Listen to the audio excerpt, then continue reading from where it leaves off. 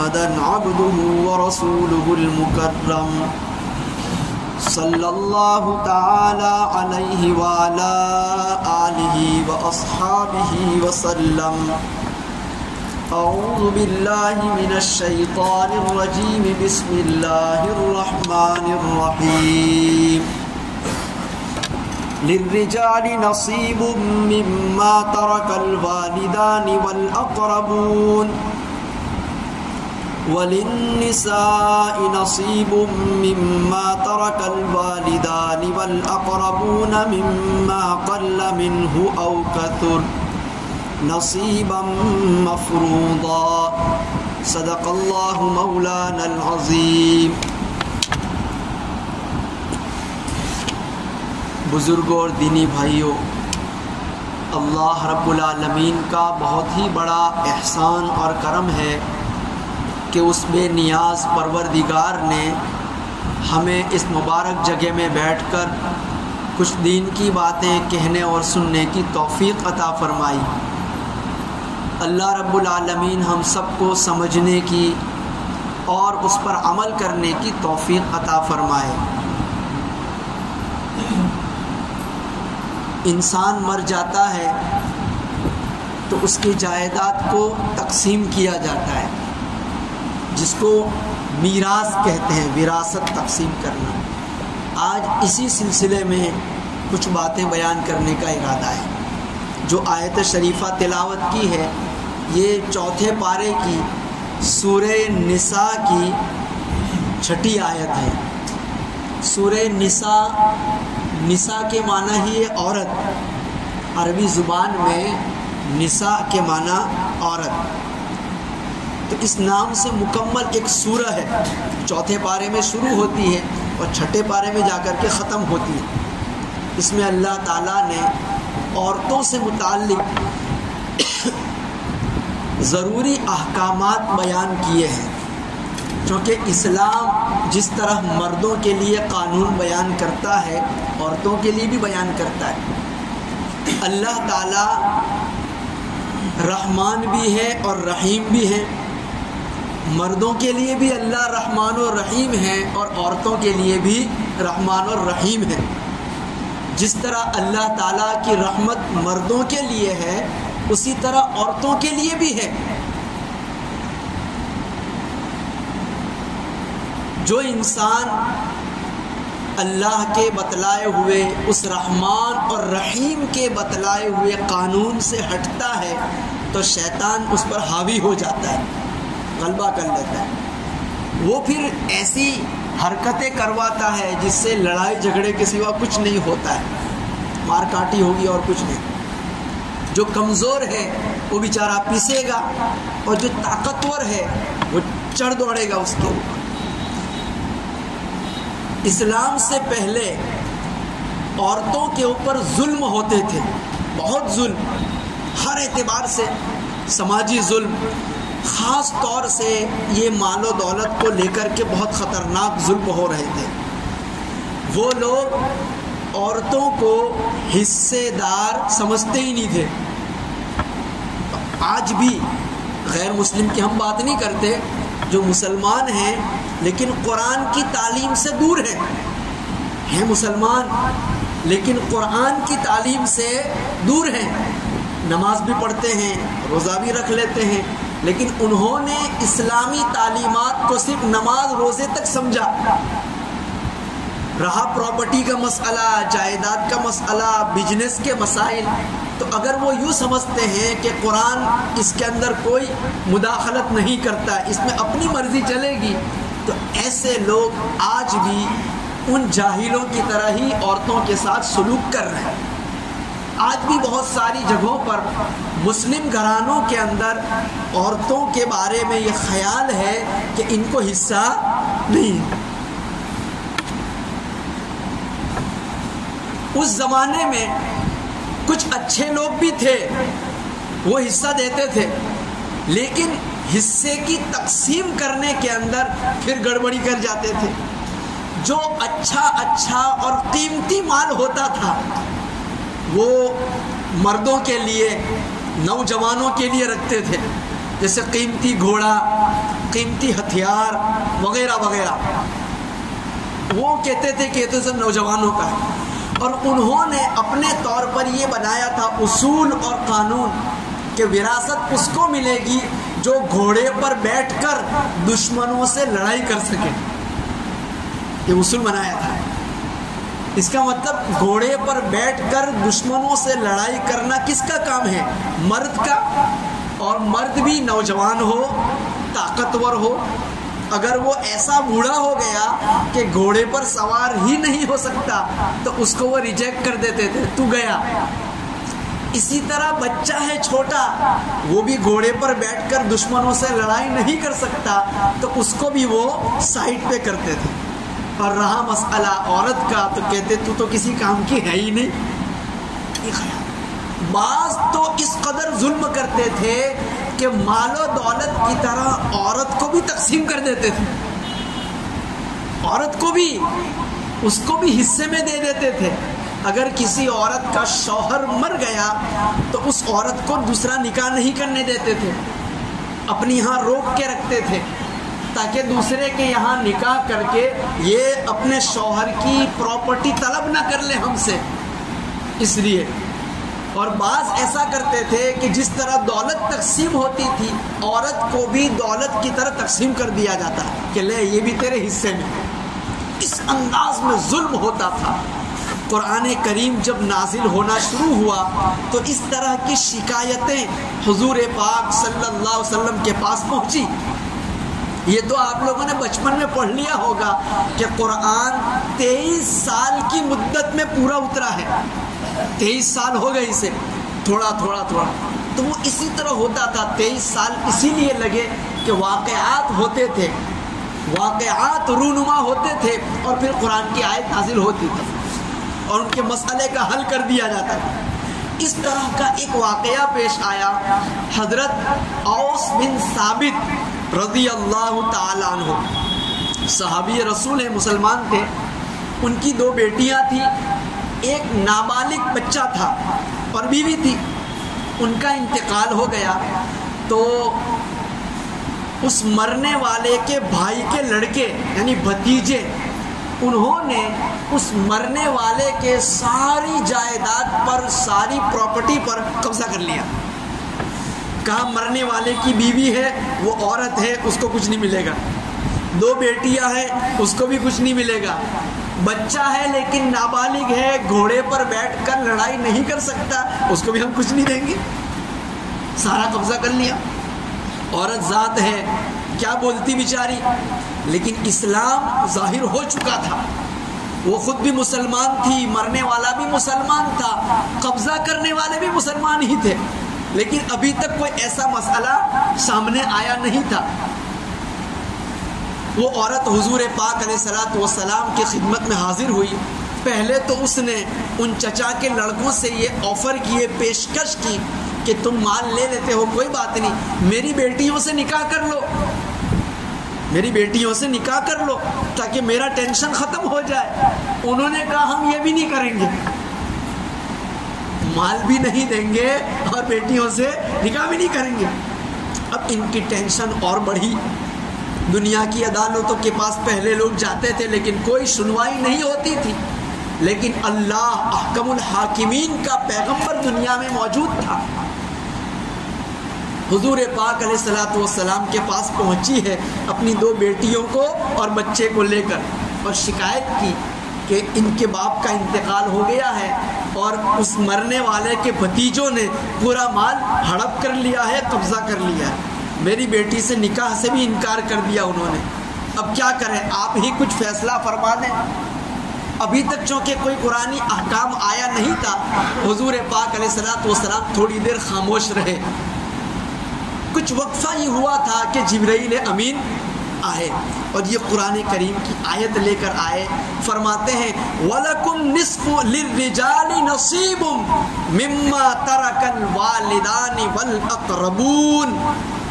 پہلے مردوں کے بارے میں کہا کہ مرنے والا مرے، چاہے وہ ماں باپ میں سے کوئی ہو یا کوئی اور رشتہ دار ہو قریبی، مرنے والا چاہے ماں باپ میں سے ہو یا کوئی اور قریبی رشتہ دار ہو، اس کے مال کے حصے دار مرد بھی ہیں، چاہے مرد چھوٹے ہوں چاہے بڑے۔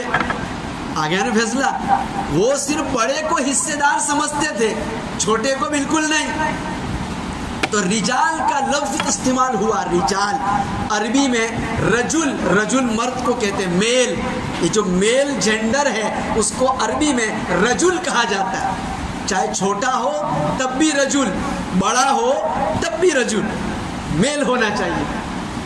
تو اللہ نے کہا یہ جو میل جینڈر ہے، یہ جو مذکر ہے، چاہے چھوٹے ہوں چاہے بڑے، عمر میں چاہے چھوٹے ہوں چاہے بڑے، تمہارے دشمنوں سے گھوڑے پر بیٹھ کر لڑنے کی طاقت رکھتے ہو یا نہ رکھتے ہو، اس سے کوئی فرق نہیں پڑتا۔ مرنے والے کے مال میں حصے دار مرد بھی ہیں، تو مرد لوگ سارے خوش ہو گئے، چھوٹے بھی خوش ہوئے بڑے بھی خوش ہوئے، طاقتور تو خوش تھے ہی پہلے سے کہ ان کو سب کچھ مل جاتا تھا، جو کمزور تھے وہ بھی خوش ہو گئے، اللہ کا شکر ادا کیا۔ لیکن عورتوں کے بارے میں کیا؟ اگلا جملہ آیا وَلِلنِّسَاءِ نَصِيبٌ مِّمَّا تَرَكَ الْوَالِدَانِ وَالْأَقْرَبُونَ۔ نساء، میں نے بتایا نا، نساء فیمیل، فیمیل کو کہا جاتا ہے نساء، عورت، چاہے وہ چھوٹی بچی کی شکل میں ہو، چاہے جوان عورت کی شکل میں ہو، چاہے بوڑھی عورت کی شکل میں ہو، جو فیمیل جینڈر ہے اس کو عربی میں نساء کہا جاتا ہے۔ اللہ تعالیٰ کہتے ہیں مرنے والے کے مال میں حصہ ان کا بھی ہے، جس طرح میل کا ہے اسی طرح فیمیل کا بھی ہے، جس طرح مردوں کا حصہ ہے اسی طرح عورتوں کی بھی حصہ ہے۔ میں اپنی طرف سے یہ قانون بیان کرتا ہوں۔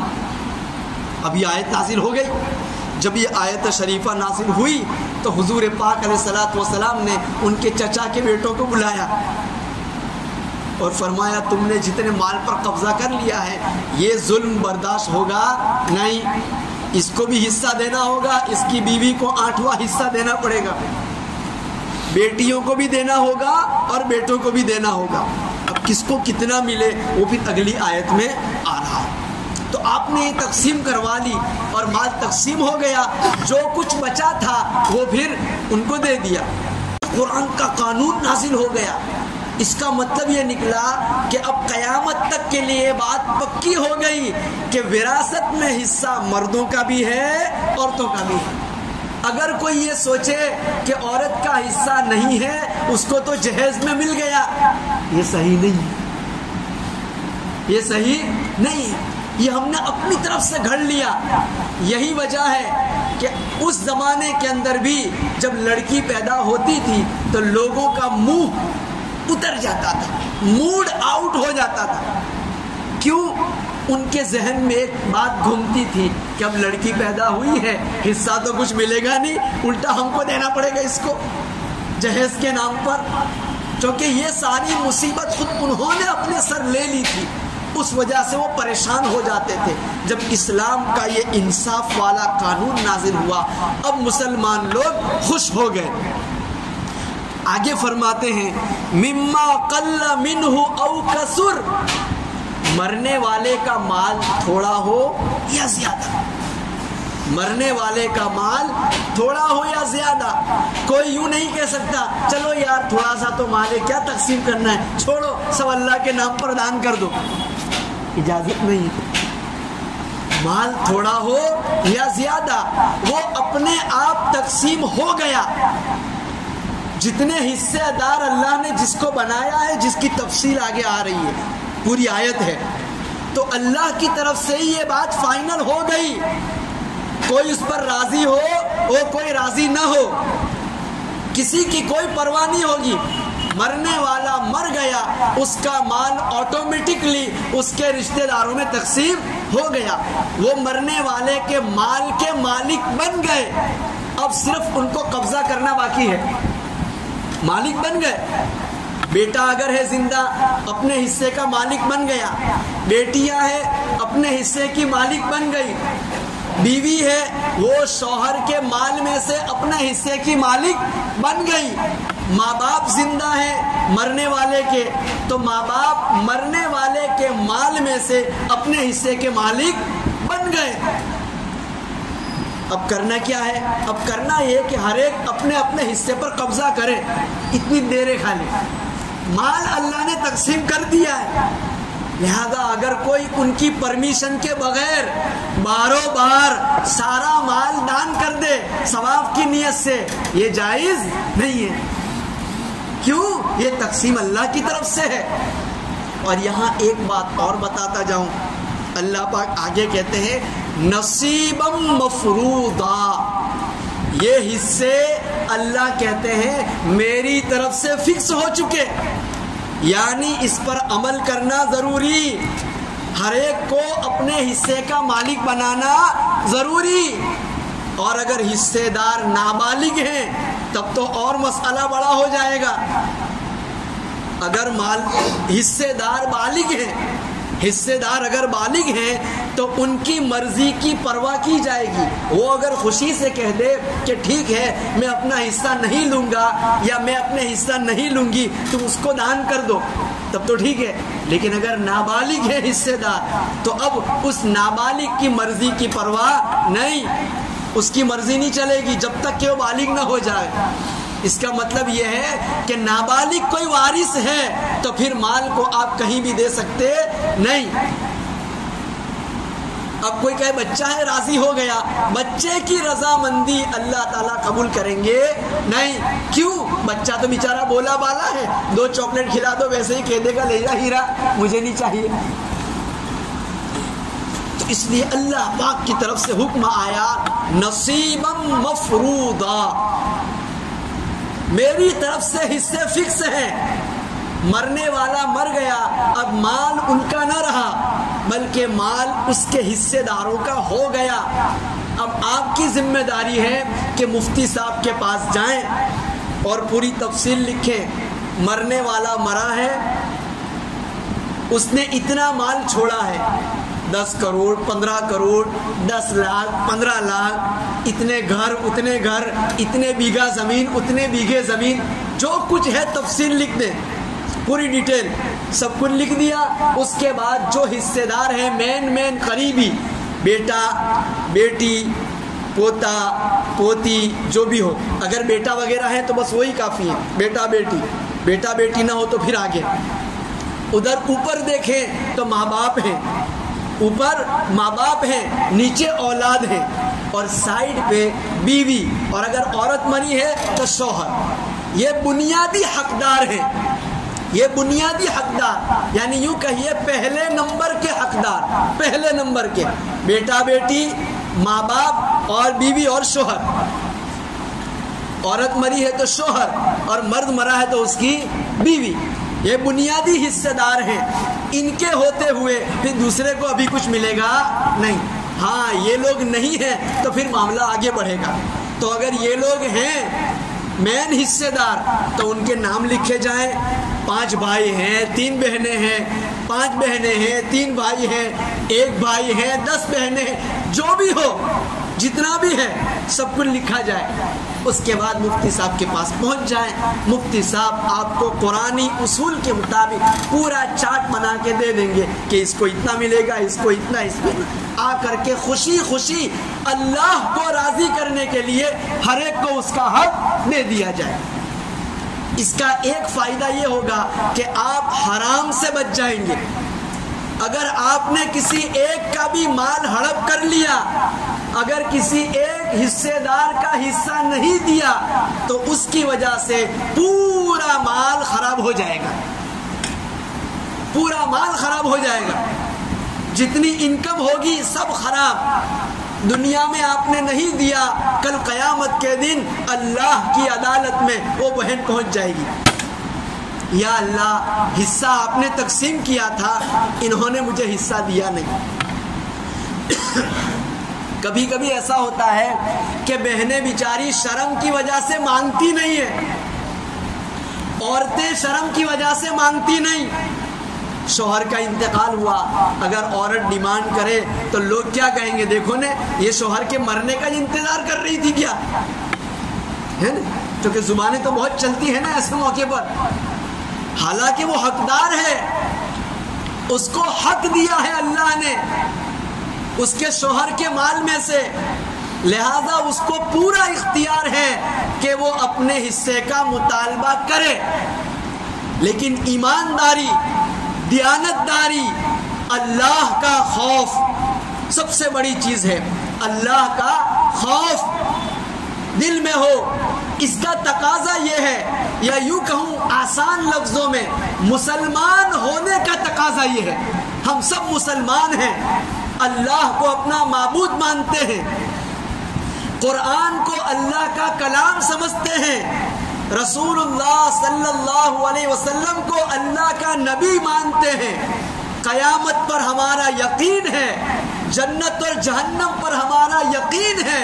ان سارے ایمانیات کا تقاضا یہ ہے کہ ہم خود اپنی فکر سے، جو گھر کا بڑا لیڈر ہو اس کی ذمہ داری ہے کہ وہ خود عورتوں کا حصہ دے دے، مانگے یا نہ مانگے، وہ خود لسٹ میں ان کا نام چڑھا دے اور مفتی صاحب کے پاس جائیں، دارالفتہ میں جائیں.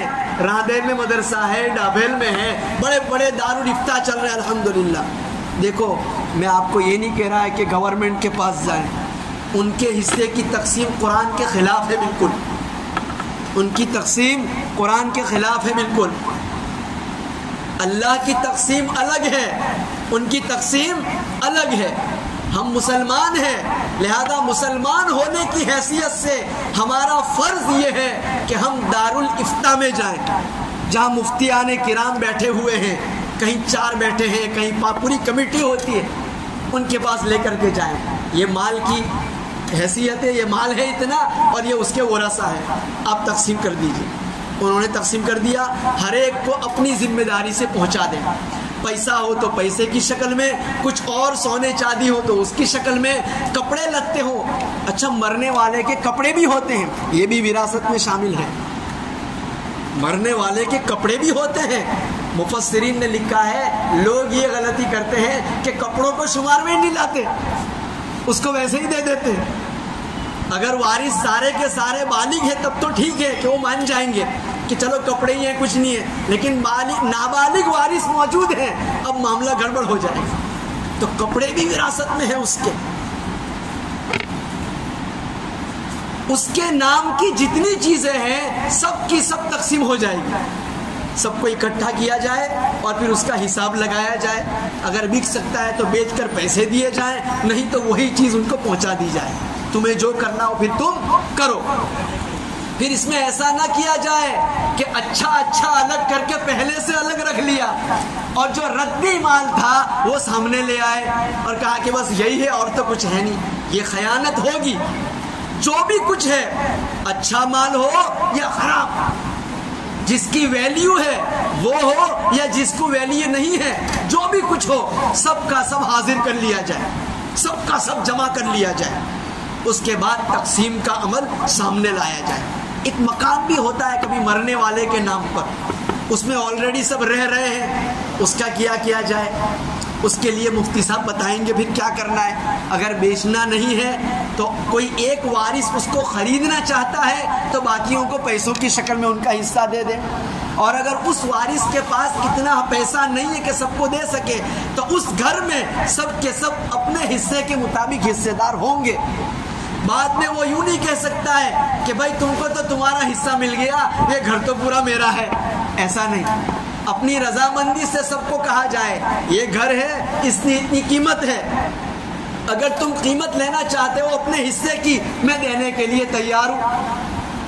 پھر تمہارا اس گھر میں کوئی حصہ نہیں ہوگا. اور اگر اتنی صلاحیت نہیں ہے تو پھر برابر کے شریک ہوں گے. آپ کا گھر ہے، آپ جب یہاں آنا چاہیں آ سکتے ہیں.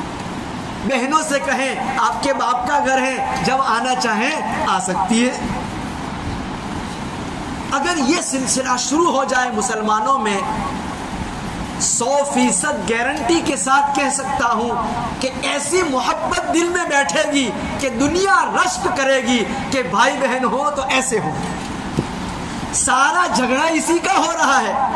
جہاں کہیں جھگڑا ہے کسی نہ کسی کا حق مار دیا جاتا ہے اور عورتوں کو پہلے سے نشانے پر رکھا جاتا ہے کہ اس کو تو دینا ہی نہیں ہے. اگر اسلام کے اصول کے مطابق حصہ دے دیا جائے تو آخرت کے اعتبار سے ہم چھوٹ گئے. اللہ کی عدالت میں اب ہماری پکڑ نہیں ہوگی. سب سے اچھا کام، سب سے بڑی نعمت ہم کو یہ ملے گی کہ ہم اللہ کی عدالت میں چھوٹ جائیں گے. اگر یہاں نہیں دیا وہاں دینا پکا ہے. اب وہاں کیا دیں گے؟ وہاں نہ پیسہ ہے، نہ سونا ہے، نہ چاندی. وہاں کیا دیں گے؟ وہاں آخرت کی کرنسی جس کو کہا جاتا ہے نیکی، جس کو کہا جاتا ہے ثواب، یہ دیا جائے گا.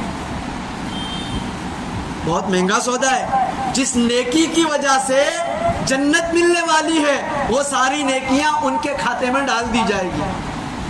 اور اگر نیکیاں ختم ہو گئی، حصے دار اب بھی موجود ہیں، تو اللہ پاک کی طرف سے حکم ہوگا ان کے گناہ اس کے کھاتے میں ڈالو. گویا یہ بڑا مجرم بنتا چلا جائے گا اور ایسا مجرم بنے گا کہ اس کے لیے جہنم کا فیصلہ کر دیا جائے گا. تو عقل مندی یہ ہے، انسانیت کا تقاضا یہ ہے کہ یہاں کا جو حق ہے یہی پر سب کو دے دو. 2 روپے کم ملیں گے، تو لے جا اپنا حق، تو بھی لے جا اپنا حق، ہر ایک اپنا حق لے جاؤ تاکہ میں اللہ کے یہاں بری ہو جاؤں. پھر تم قیامت کے دن مجھ سے کوئی مطالبہ نہ کر سکو. اللہ تعالیٰ ہم سب کو صحیح سمجھ نصیب فرمائے. ہم لوگ بڑی محنت کے ساتھ نمازیں بھی پڑھتے ہیں، روزے بھی رکھتے ہیں، سب کچھ یہ سب اس لیے کر رہے ہیں تاکہ اس کے بدلے میں اللہ ہم کو جنت عطا کرے. ہماری کوشش یہ ہوتی ہے کہ میں نمازیں ایسی پڑھوں کہ اللہ مجھے بغیر حساب کتاب کے جنت میں جانے والا بنا دے. کرتے ہیں نا نیکیاں، بہت نیکیاں کرتے ہیں اور کرنا چاہیے، لیکن سب سے خطرناک چیز کہ جس کی وجہ سے ساری نیکیاں صاف ہو جائے گی وہ حقوق العباد. حقدار کو حق نہ دینا یہ بڑی خطرناک چیز ہے. ایک حدیث سناتا ہوں. رسول اللہ صلی اللہ علیہ وسلم نے ایک مرتبہ اپنے صحابہ اکرام سے پوچھا، جانتے ہو مفلس کسے کہتے ہیں؟